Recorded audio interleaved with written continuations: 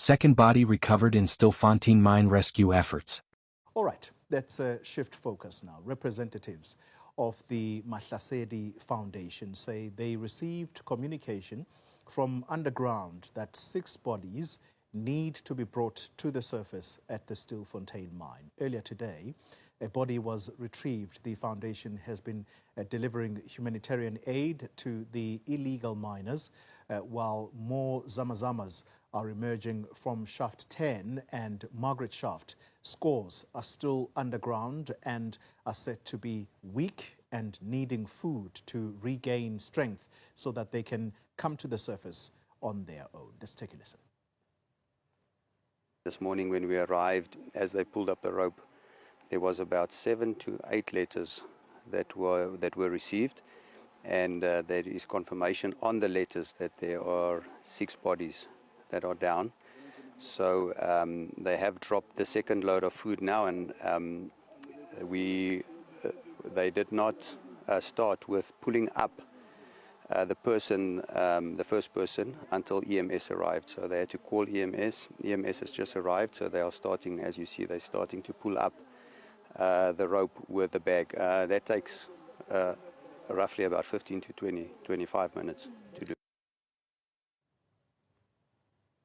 Let's take you live to Stilfontein now, where a second body has been retrieved today, and we speak to our reporter, Refiloe Seboko. Refiloe, what we spoke about yesterday afternoon at this very time, that particular discussion coming to a reality today. You and I spoke about the miners who keep coming to the surface and talking about people, or should I say bodies, that they are jumping over as they make their way to the surface. Those fears confirmed today. How many bodies have been pulled thus far? 2 bodies today, Xoli, that have been pulled so far. That is the confirmation that we are getting from the police here on the ground, the paramedics as well, together with the representatives of Mahlasedi Foundation. There are also representatives from Makua who are here.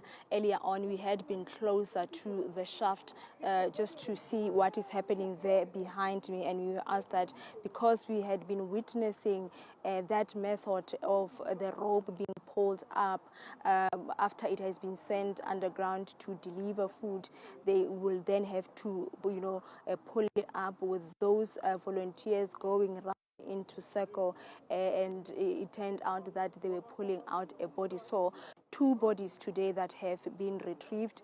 Forensic pathologists are there as well.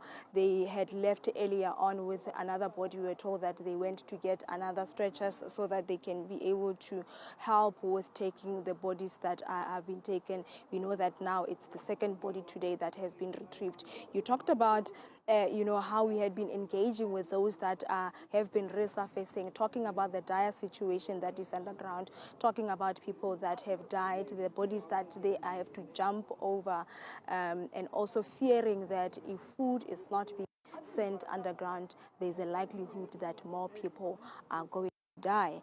And to also talk about the letters that were sent. I'm just going to try and go back to some of the letters that we had received, or they sent earlier today. We apologize to tell about people who are dying in the mine.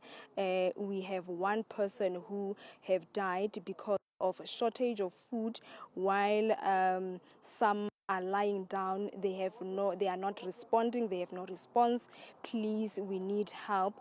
Please tell us or take us out out of this mine, because situation inside this mine is difficult. We will be thankful by helping. A plea for help, not only for those who have resurfaced, telling that tale, Xoli, even those that are now still remaining underground, sending this form of communication via letters. We are asking the boys that we can cover the people who have died now. We have 4 people who have died. Thanks. This is another letter that was sent. There's another letter here We apologize to tell you that those sick people ask us to tell you that they want something like beef so that they can be tied, and also instant porridge. They will be thankful. These are some of the letters that are also in our possession as the media, and also just reciting there what those letters are saying. So far, we know that humanitarian aid, the food that was sent, clearly, it was instant porridge, water, amongst others, Movite, and it was indicated that it's things that needs to be prepared in 2 minutes so that they can be able to eat, regain the energy, and to come to the surface. Now there's a request of beef, and we also understand that there has been making these donations to say that we had also received some tin stuff. Now we are able canned food.